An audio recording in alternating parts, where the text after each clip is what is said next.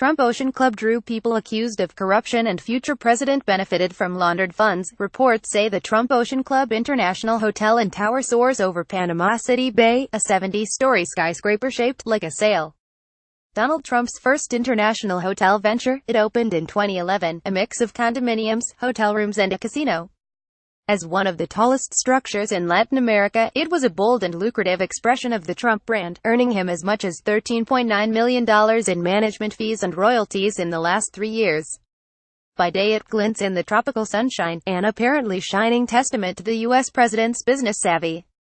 But a curious thing happens at night. Many of the lights stay off. The restaurants are near deserted, the corridors silent. The skyscraper appears to be largely empty, a dark tower. Many of those who bought the condos, it turns out, did so not to live there but allegedly to launder illicit money, Russian gangster money, drug cartel money, people smuggling money.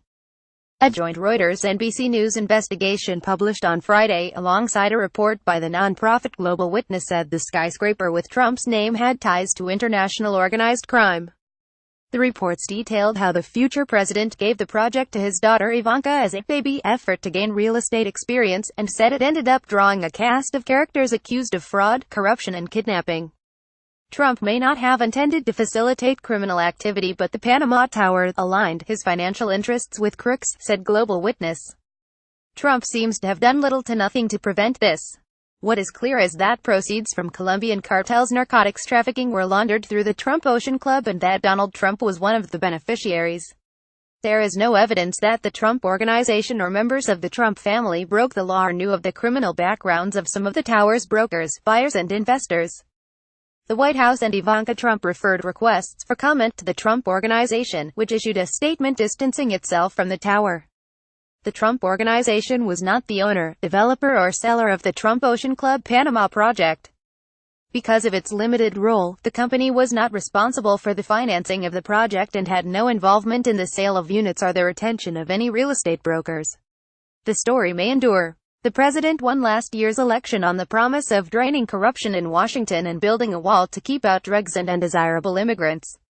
Robert Mueller, the special counsel who is investigating Russian influence in the election, is looking at Trump's business dealings. Trump lent his name but did not exert management control over the tower's construction and was under no direct legal obligation to conduct due diligence on other people involved.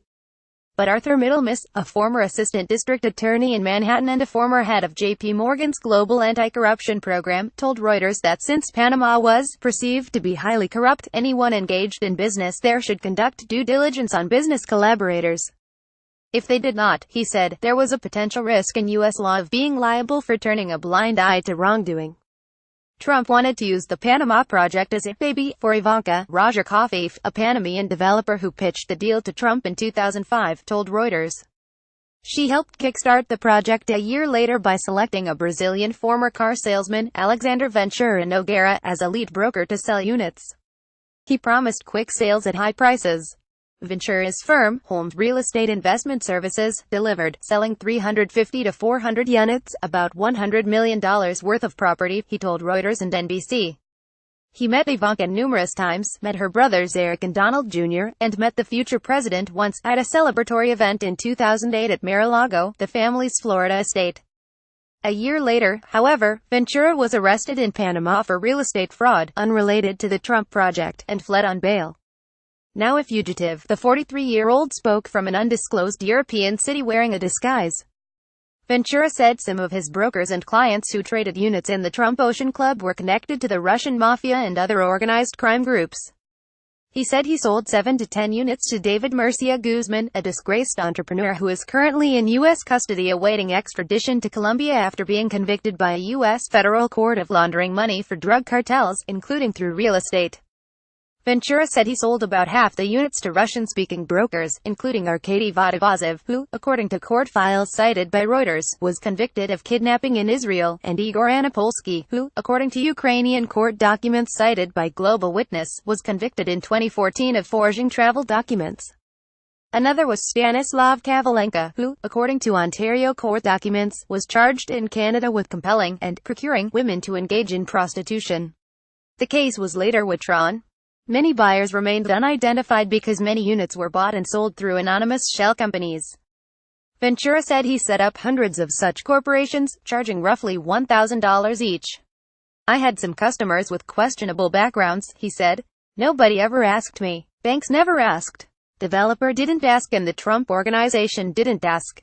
Nobody asked, who are the customers, where did the money come from? No, nobody asked." Mauricio Ceballos, a former financial crimes prosecutor in Panama who investigated Ventura, told NBC the skyscraper was a vehicle for money laundering. Alan Garton, the Trump organization's chief legal officer, played down Ventura's connections with the Trumps, telling Reuters they did not remember meeting him, and that such contacts would have been meaningless, and just one of hundreds of public appearances they make each year.